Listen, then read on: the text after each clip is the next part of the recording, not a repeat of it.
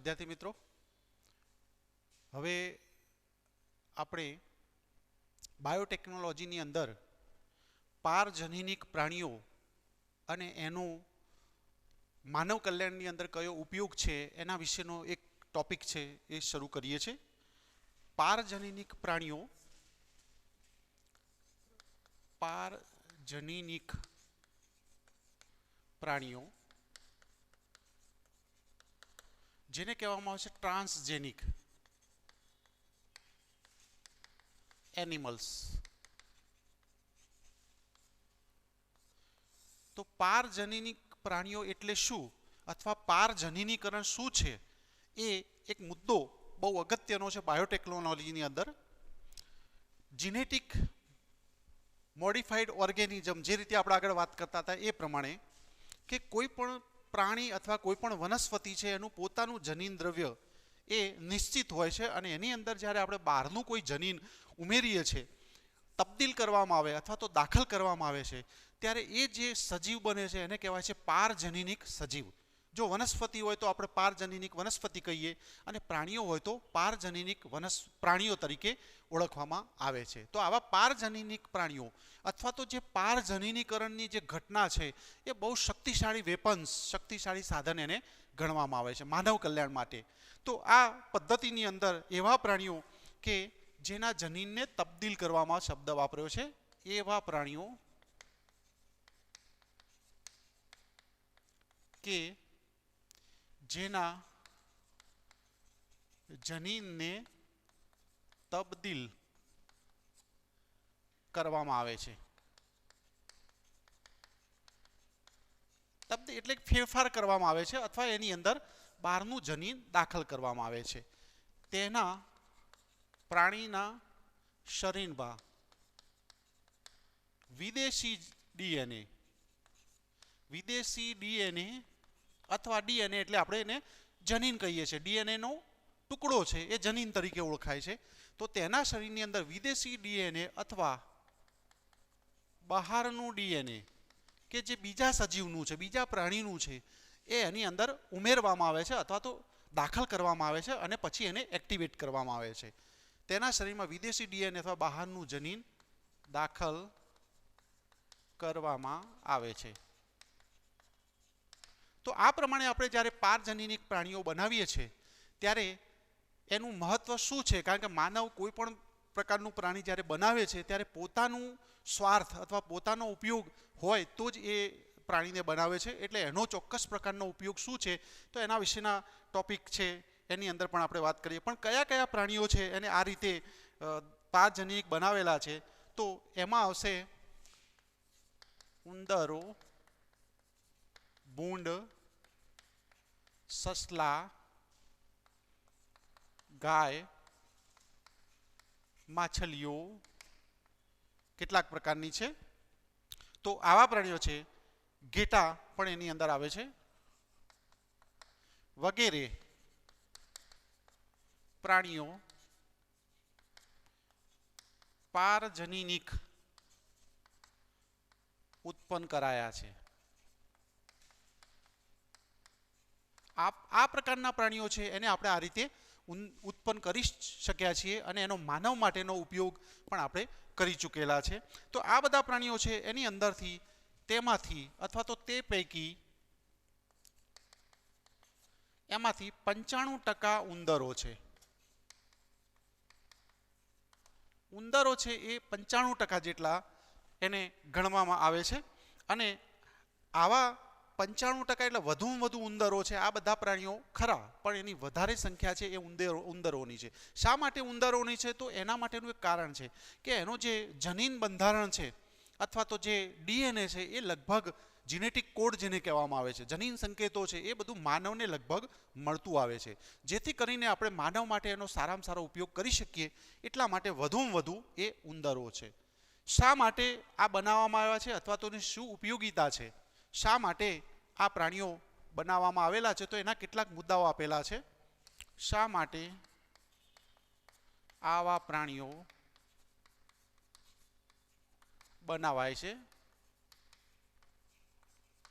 અથવા તો આપણને શું એ લાભદાયી બની શકે છે અથવા તો આપણને કેવી રીતે મદદરૂપ થઈ શકે છે, તો એના કેટલાક જે પોઈન્ટ છે એ પોઈન્ટ એની અંદર આપેલા છે. અને એમાં સૌથી પહેલો પોઈન્ટ છે એ સામાન્ય દેહધર્મ વિદ્યા અને વિકાસ. પહેલા નંબરનો સામાન્ય દેહધર્મ વિદ્યા અને વિકાસ. આ પહેલા નંબરનો મુદ્દો છે. તો એની અંદર આવે છે સામાન્ય દેહ ધર્મ વિદ્યા. દેહ ધાર્મિક ક્રિયાઓ માટે આપણા શરીરની અંદર જુદા જુદા રસાયણો એ જવાબદાર છે. અને રસાયણો બનાવવા માટે શું જવાબદાર છે? તો જનીનો. એટલે કે જનીનો દ્વારા રસાયણો બને છે અને એ રસાયણો આપણા શરીરમાં દેહ ધાર્મિક ક્રિયાઓ કરે છે. તો કોઈ પણ જનીન છે એનું કાર્ય શું છે, શરીરના વિકાસમાં એનું શું મહત્વ છે, એટલે કે એની અંદર આવશે જનીનનું કાર્ય શરીરના વિકાસમાં તેનું યોગદાન અથવા મહત્વ. શું મહત્વ છે? એ કયા પ્રકારના રસાયણો ઉત્પન્ન કરે છે અને એ રસાયણો આપણા શરીરમાં શું કામ કરે છે? તો એ જે વાત છે શરીરના વિકાસ ઉપર. અને સામાન્ય કાર્યો જે કહેવાય, સામાન્ય કાર્યો વગેરે જે છે એનો જો આપણે અભ્યાસ કરવો હોય તો એના માટે આ પ્રાણીઓ છે એ બહુ અગત્યના છે. દાખલા તરીકે અહીંયા એક ઉદાહરણ આપેલું છે, ઇન્સ્યુલિનનું ઉદાહરણ આપેલું છે. વૃદ્ધિ માટે જવાબદાર જટિલ કારકો, દાખલા તરીકે વૃદ્ધિ માટે જવાબદાર જટિલ કારકો જેવા કે આમાં ઇન્સ્યુલિનનું ઉદાહરણ આપ્યું છે. ઇન્સ્યુલિન જે બહુ જેનું ડાયાબિટીસમાં મહત્વ છે આપણે બધા જાણીએ છીએ. શરીરની અંદર શુગર અથવા તો જે શર્કરા છે એનું નિયંત્રણ કરવા માટે એ જવાબદાર છે. તો એના માટે એનું શું મહત્વ છે ઇન્સ્યુલિનનું, એ જો જાણવું હોય તો એના માટે પણ આ પ્રાણીઓ છે એનો આપણે ઉપયોગ કરી શકીએ છીએ. અહીંયા બીજી જાતિના જનીનનો પ્રવેશ કરાવ્યા સિવાય પણ ઘણી વખતે આપણે એનું મહત્વ સમજી શકીએ છીએ. બીજી જાતિના જનીનોનો પ્રવેશ કરાવ્યા વગર કારકોનું મહત્વ અથવા તો શરીરમાં જે એનું કાર્ય છે અથવા તો એ શું કાર્ય કરે, એની કઈ અસરો છે એ પણ આપણે છે એ જાણી શકીએ છીએ. અને એના પરિવર્તન દ્વારા જૈવિક અસરો છે, જૈવિક ભૂમિકા વિશે પણ આપણે એનો અભ્યાસ કરી શકીએ છીએ. કારકોનું મહત્વ, એની જૈવિક અસરો અથવા ભૂમિકા વિશે જો જાણવું હોય તો આપણે એ જાણી શકીએ છીએ. અને એના માટે આ પારજનિક પ્રાણીઓ છે એ આપણને બહુ મહત્વના અથવા તો સારી રીતે આપણને મદદરૂપ થાય છે. તો આ પહેલા નંબરનો મુદ્દો છે કે કોઈ પણ પ્રકારનું દેહધર્મ વિદ્યાની અંદર મહત્વ ધરાવતું કોઈ રસાયણ છે અથવા કોઈ જનીન છે, એનાથી કયા પ્રકારના આવા રસાયણો ઉત્પન્ન થાય છે અને દેહ ધાર્મિક રીતે શરીરની અંદર કઈ રીતે મહત્વ ધરાવે છે, જો એનું આપણે અભ્યાસ કરવો હોય, એનું જાણકારી મેળવવી હોય તો એના માટે આ પારજનીનિક પ્રાણીઓ છે એ આપણને બહુ મદદરૂપ થાય છે. પહેલા નંબરનો મુદ્દો છે. બીજા નંબરનો મુદ્દો છે તો રોગનો અભ્યાસ કરવા માટે. બીજા નંબર છે રોગનો અભ્યાસ. તો જ્યારે કોઈ પણ પ્રકારનો રોગ આપણને થયો છે તો એનો આપણે અભ્યાસ કરવો છે. કારણ કે રોગનો અભ્યાસ આપણે કરીશું તો રોગ માટેની સારવાર શું છે, એના માટેની કઈ દવા છે, એના વિશે આપણે વ્યવસ્થિત રીતે વિચારી શકીશું. તો આવો રોગનો જો કોઈ અભ્યાસ કરવો હોય અને એના માટે જો કોઈ જનીન જવાબદાર હોય, જનીનની ભૂમિકા. મિત્રો જો પહેલા નંબરનો મુદ્દો છે જનીનની ભૂમિકા ખરી, પણ એ દેહધર્મ્ય વિકાસની અંદર જનીનની ભૂમિકા, કારકની ભૂમિકાની વાત કરી છે. અહીંયા જનીનની ભૂમિકા કોઈ રોગ માટે હોય, કાં કોઈ જનીન છે એનાથી કોઈ રોગ થતો હોય, એની અંદર કોઈ પ્રકારની વિકૃતિ આવે અને રોગ થતો હોય, જો એનો આપણે અભ્યાસ કરવો હોય તો રોગમાં જનીનની ભૂમિકા રોગમાં શું છે, જો એનો અભ્યાસ કરવો હોય તો એના માટે પણ આ પારજનીનિક પ્રાણીઓ છે એ આપણને બહુ મદદરૂપ થતા હોય છે. અને એના માટે કેટલાક માનવ રોગો માટેના એક મોડેલ છે એ પણ બનાવેલા છે. માનવ રોગો માટેના મોડેલ પણ ઉપલબ્ધ છે, બનાવેલ છે અને એ મોડેલ તરીકે કામ કરે છે. એક મોડેલ એટલે શું? તો તમે જાણો છો કે મોડેલ એટલે આપણે કોઈ પણ પ્રોડક્ટ હોય, દાખલા તરીકે સરળ તમને ઉદાહરણ આપું કે કોઈ પણ પ્રકારની પ્રોડક્ટ જ્યારે કંપની બનાવે છે ત્યારે એ પ્રોડક્ટ કેવી છે, એની કઈ અસરો છે એ લોકો સુધી જો પહોંચાડવું હોય તો એના માટે ટીવીની અંદર જ્યારે જાહેરાત આપવામાં આવે છે, ન્યૂઝપેપરમાં જાહેરાત આપવામાં આવે, ટૂંકમાં જે મીડિયા છે એની અંદર જાહેરાત આપવામાં આવે છે, ત્યારે ચોક્કસ પ્રકારના મોડેલ એની અંદર કામ કરતા હોય છે. અને એ સ્ત્રીઓ પણ હોઈ શકે છે, પુરુષો પણ હોઈ શકે છે.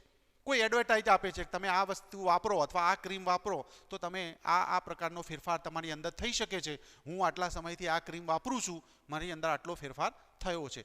એનો મતલબ એવો નથી કે એની અંદર ફેરફાર થયો છે, પણ એ એક પ્રકારની જાહેરાત કરે છે મોડેલ તરીકે. તો એવા જે મોડેલની વાત છે એ મોડેલ તરીકે આપણે કેટલાક પ્રાણીઓ છે એને બનાવેલા છે અને એના ઉપર સૌથી પહેલાં કોઈ પણ પ્રકારનો રોગ છે એનો અભ્યાસ કરવો હોય તો એ મોડેલ છે એનો ઉપયોગ કરવામાં આવે છે. કોઈ દવા શોધવી હોય અથવા તો કેવું જનીનની શું ભૂમિકા છે તો એ માટે પણ એ પ્રાણી છે એનો ઉપયોગ કરવામાં આવતો હોય છે. તો એવા મોડેલો છે અને રોગની સારવાર માટે પણ આપણે એનો ઉપયોગ કરી શકીએ છીએ. અહીંયા કેટલાક મોડેલો જે છે એ અત્યારે કેટલાક મોડેલો ઉપલબ્ધ છે અથવા તો પહેલાથી જ આપણી પાસે બનાવેલા તૈયાર છે, જેવા કે કેટલાક મોડેલ કેટલાક રોગો માટે લખશું તો ચાલશે.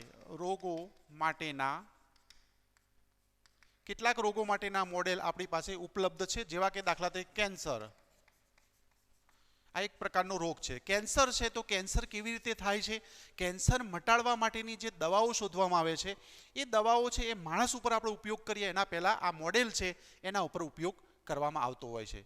તો એના ઉપર એ અસર એની દવાઓની અથવા તો જે કોઈ વસ્તુ છે એને આપણે એના ઉપર અસર કરીએ છીએ. બીજા પ્રકારનો એક રોગ છે સિસ્ટિક ફાઇબ્રોસિસ.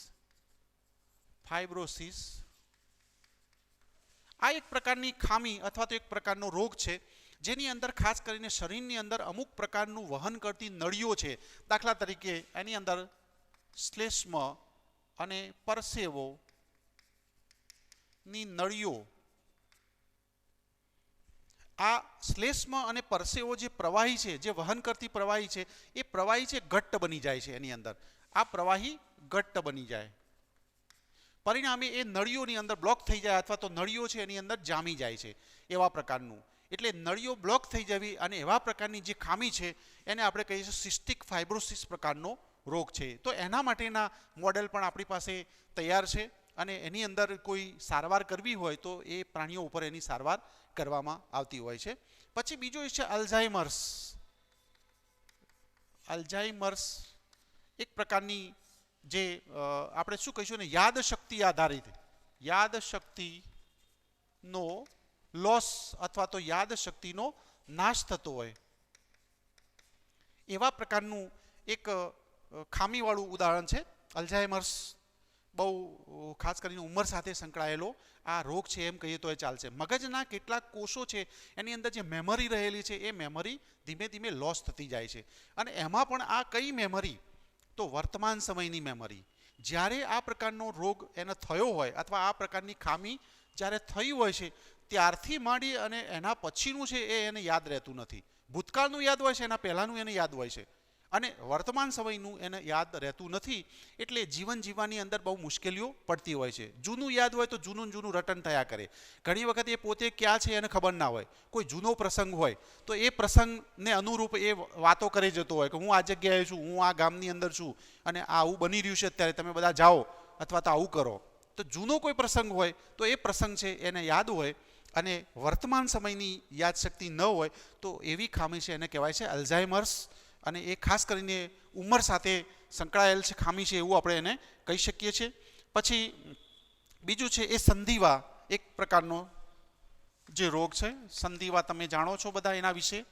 સાંધાની અંદર વા છે એક પ્રકારનો અને સાંધાની અંદર જે હાડકા વચ્ચે જે સાંધો છે એ સાંધાની અંદર આવેલું ફ્લુઇડ અથવા પ્રવાહી છે. અહીંયા સાઇનોવિયલ કલા છે 11મા ધોરણમાં તમે થોડુંક એના વિશે ભણેલા છો. અને આ સાયનોવિયલ કલા છે એની અંદર સોજો આવે છે. આમ તો ખરેખર રોગ પ્રતિકારક સંબંધિત આ રોગ છે. એન્ટીબોડીનો સાયનોવિયલ કલા ઉપર હુમલો થાય છે. એના પરિણામે કણિકાવાળો સ્રાવ એ આ બે હાડકાની વચ્ચે જે સાંધો બન્યો છે એની અંદર કણિકામય સ્રાવ થઈ જાય છે. અને એ કણિકાને કારણે બે હાડકા જ્યારે એકબીજા સાથે આપણે હલનચલન કરીએ છીએ ત્યારે એ કણિકાઓ છે એની અંદર ખૂપે છે અને એના પરિણામે આ વ્યક્તિને દુખાવો થાય એટલે સાંધો ધીમે ધીમે અચલ થતો હોય છે. એવા પ્રકારનો એક સંધિવા છે. તો અહીંયા જે ચારેક પ્રકારના રોગો આપેલા છે એ 4 પ્રકારના રોગો છે અને એના આપણે પારજનીનિક મોડેલ છે એ આપણી પાસે ઉપલબ્ધ છે.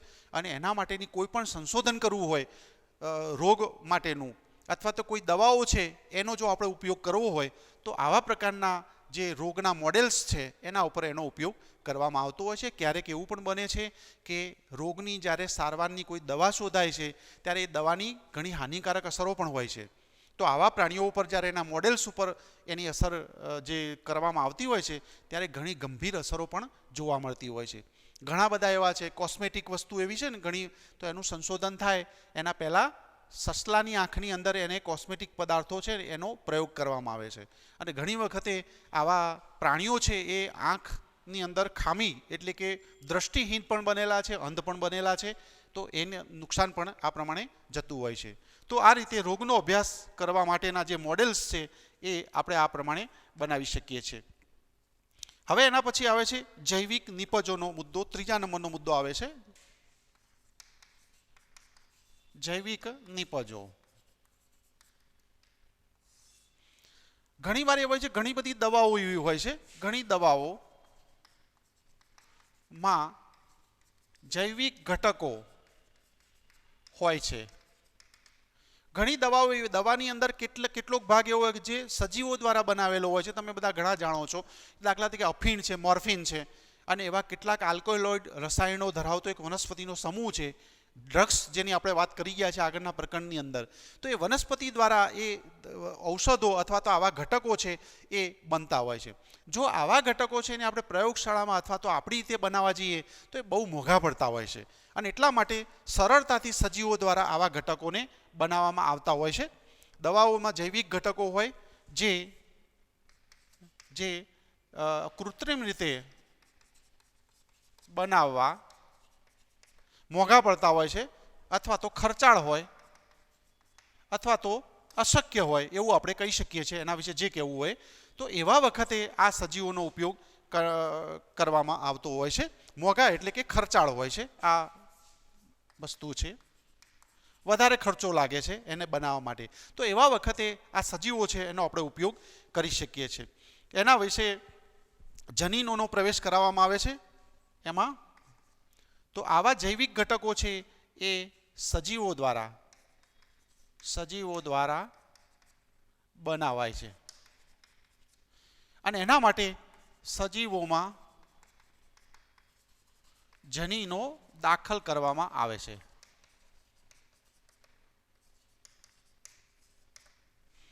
એ સજીવની અંદર એ જે ઔષધ બનાવવાનું છે, જે જૈવિક ઘટક બનાવવાનું છે, એ જૈવિક ઘટક માટેનું જનીન છે એ જનીન એ સજીવની અંદર દાખલ કરવામાં આવે છે અને એના દ્વારા આવા ઔષધો અથવા તો જૈવિક ઘટકો બનાવવામાં આવતા હોય છે. તમે એના વિશે થોડું જાણો છો. દાખલા તરીકે ઇન્સ્યુલિન છે એ જાણો છો તમે. તો ઇન્સ્યુલિન માટેનું જનીન છે એ આપણે બેક્ટેરિયાની અંદર દાખલ કર્યું છે અને એ બેક્ટેરિયા દ્વારા આ પ્રકારના જૈવિક ઔષધો અથવા તો રસાયણો આ પ્રમાણે બનાવી શકીએ છીએ. તો આ રીતે જૈવિક નિપજો બનાવવા માટે પણ સજીવો છે એનો ઉપયોગ કરવામાં આવતો હોય છે. એના કેટલાક ઉદાહરણો આપેલા છે અને એ ઉદાહરણ છે જેમાં પારજનીનિકના જે મુદ્દાઓ છે, ટોટલ 5 મુદ્દાઓ છે અને એમાંથી આપણે 3જો મુદ્દો છે એનો અત્યારે અભ્યાસ કરી રહ્યા છીએ. કયા કયા જૈવિક ઔષધો અથવા તો જૈવિક ઘટકો છે એ બનાવવામાં આવે છે. તો એની અંદર પહેલા નંબર માનવ પ્રોટીન,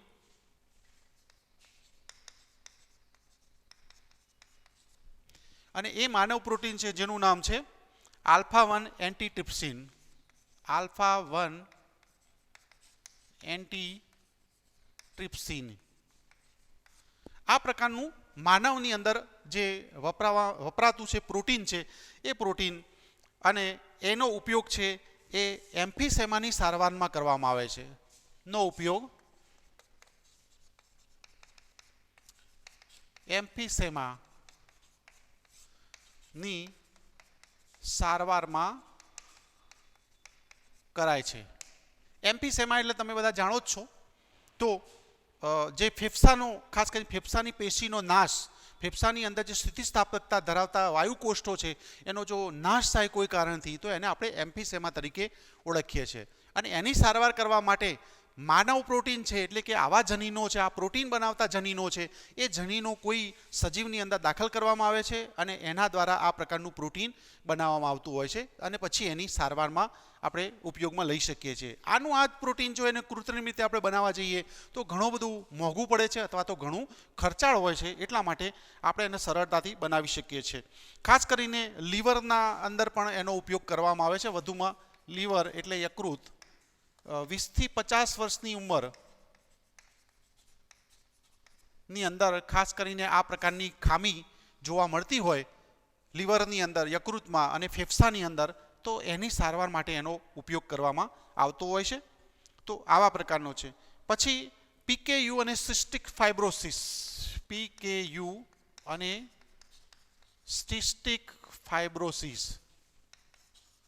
સિસ્ટિક ફાઇબ્રોસિસની હમણાં આપણે વાત કરીએ પ્રમાણે નળીઓની અંદર ઘટ્ટ પ્રવાહી જામી જાય છે એવા પ્રકારનો. અને પીકેયુ ફિનાઇલ કીટોન યુરિયા એનો અભ્યાસ આગળ આપણે કરેલો છે એટલે આપણે વાત નહીં કરીએ એની. તો ની સારવારમાં એનો ઉપયોગ કરવામાં આવતો હોય છે. ત્યાર પછી એક મુદ્દો આપેલો છે જે પારજનીનિક ગાય 1997ની અંદર બલાયેલ છે. પણ તમારે એક થોડું ધ્યાન દોરું છું અહીંયા, થોડું ધ્યાન રાખજો. પુસ્તકની અંદર આ આંકડો 1997 નથી લખ્યો પરંતુ 1977 લખેલો છે. 1977 જે આંકડો ખોટો છે. પુસ્તક, નવા પુસ્તકની અંદર આ સાલ છાપેલી છે.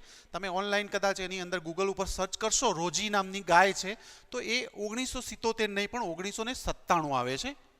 તો એ થોડુંક ધ્યાન દોરું છે તમારા માટે. 1997ની અંદર આ ખોટું છે.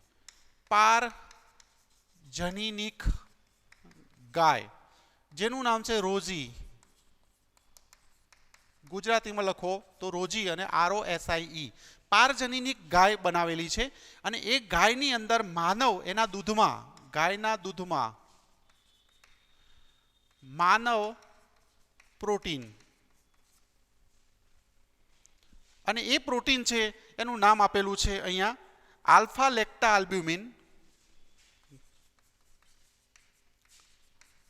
લેક્ટા આલ્બ્યુમિન ભેગું શબ્દ લખો તો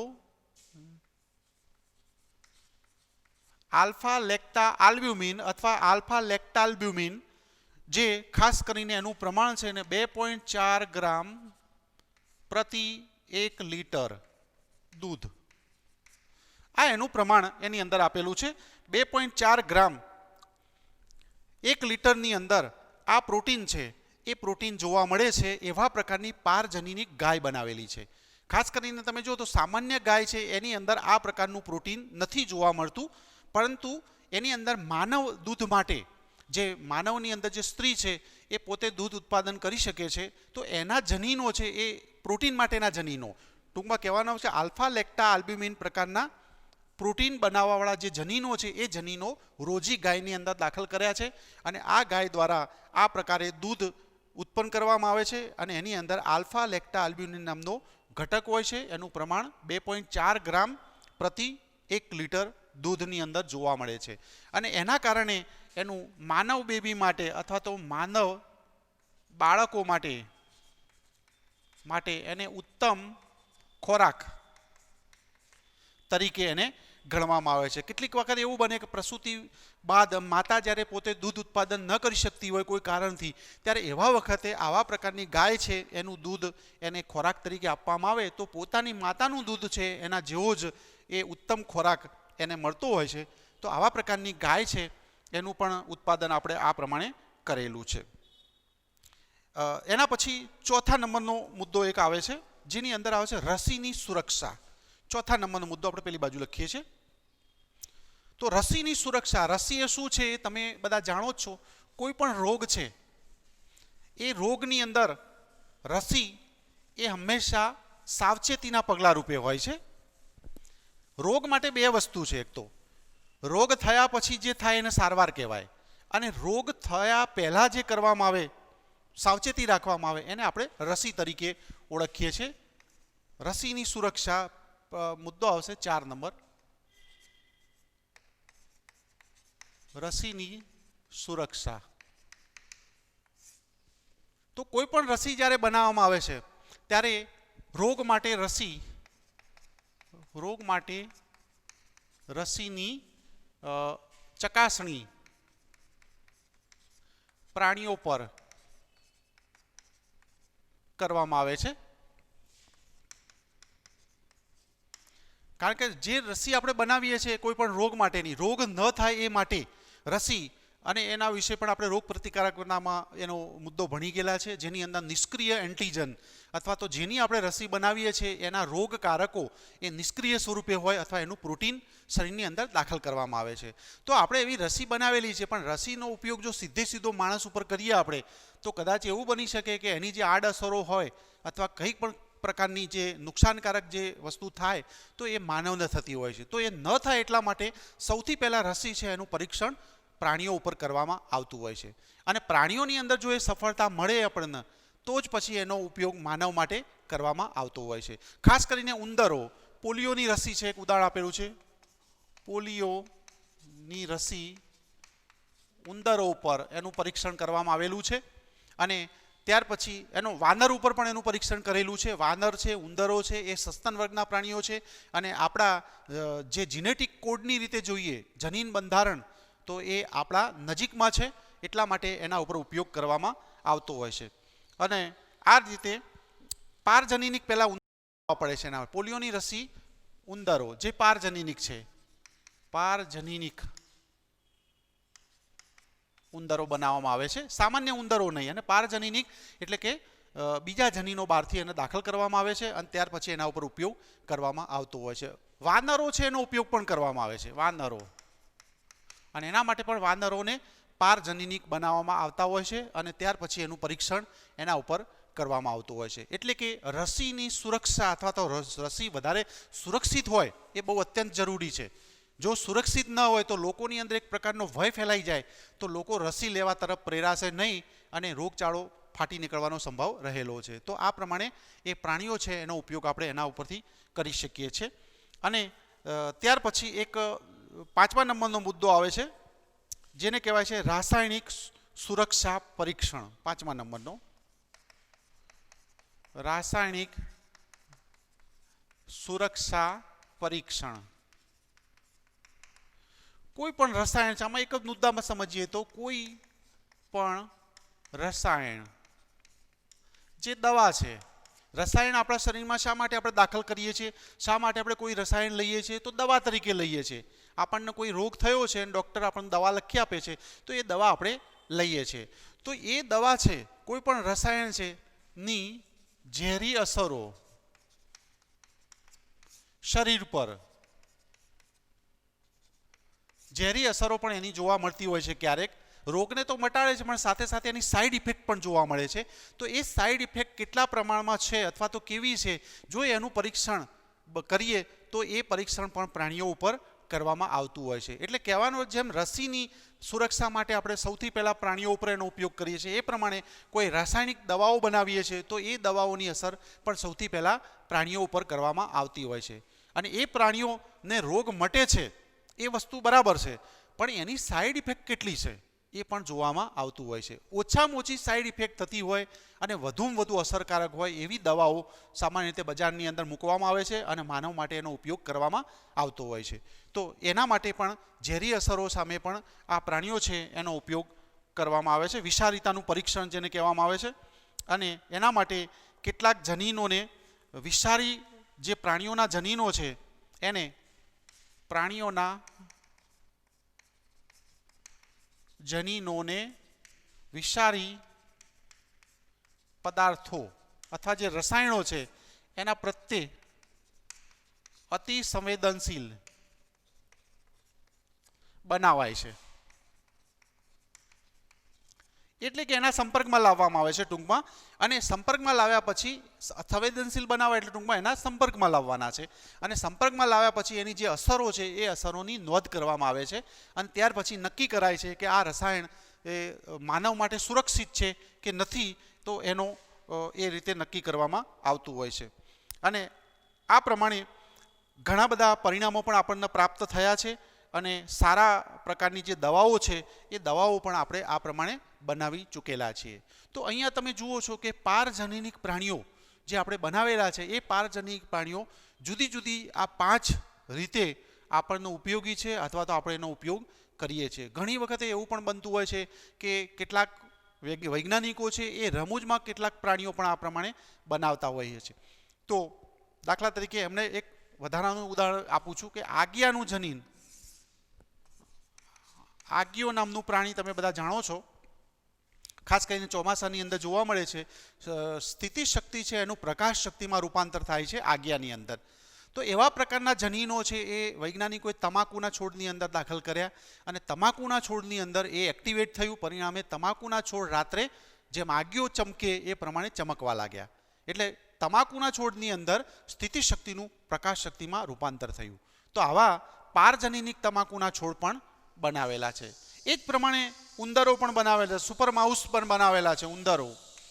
ઉંદરોની જો કે આપણે વાત કરેલા છે, પણ વધારામાં સુપર માઉસ એટલે કે માનવ માટેનું જે વૃદ્ધિ માટેનું જનીન છે, ગ્રોથ હોર્મોન માટેનું, એ જનીન ઉંદરોની અંદર દાખલ કર્યું, અને ઉંદરોની સાઇઝ છે એ ડબલ થઈ ગઈ, એટલે એને સુપર માઉસ તરીકે ઓળખવામાં આવે છે. એવા ઉંદરો પણ એમને બનાવેલા છે.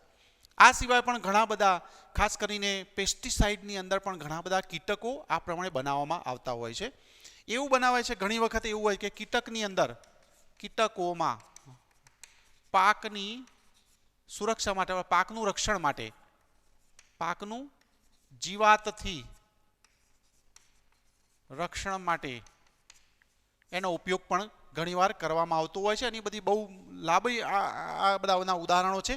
કીટકોની અંદર પણ ઘણી વખતે નર કીટક છે એને સ્ટરાઇલ બનાવવામાં આવતું હોય છે, વંધ્ય કીટક બનાવવામાં આવતું હોય છે, અને એટલા બધા વંધ્ય બનાવી અને એક સાથે કોઈ જગ્યાએ છોડી દેવામાં આવતા હોય છે, જેથી કરીને સામાન્ય જે પેલા નર છે એની કોમ્પિટિશનમાં આ બધા જે સ્ટરાઇલ જે બનાવેલા છે નર, એ બધા બહુ શક્તિશાળી હોય છે, અને માદા સાથે એ પ્રાણીઓ છે એ સમાગમ કરે છે. પરિણામે પેલા જે ફર્ટાઇલ મેલ છે એ એની સાથે સમાગમ કરી શકતા નથી, અને જે સંતતિ છે એનું નિયંત્રણ એ જોવા મળતું હોય છે. તો આવા બધા ખેતીવાડીની અંદર પણ આપણે ઘણા બધા એવા છે કે જે આવા કીટકોનું ઉત્પાદન કરેલું છે, અને એ રીતે પણ આપણને મદદરૂપ થયેલું છે. તો અહીંયા આપણે પારજનીનિક પ્રાણીઓ આપણને આ 5 રીતે મદદરૂપ થાય છે એનો ટોપિક આપણે અહીંયા પૂરો કરીએ છીએ. 8 ચાલુ રાખું. ચાલો, એના પછીનો બીજો એક મુદ્દો છે, અને એની અંદર આવે છે નૈતિક પ્રશ્નો.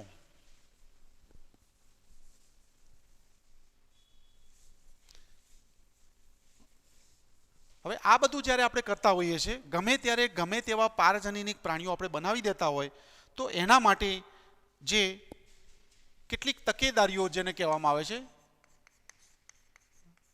નૈતિક પ્રશ્નો,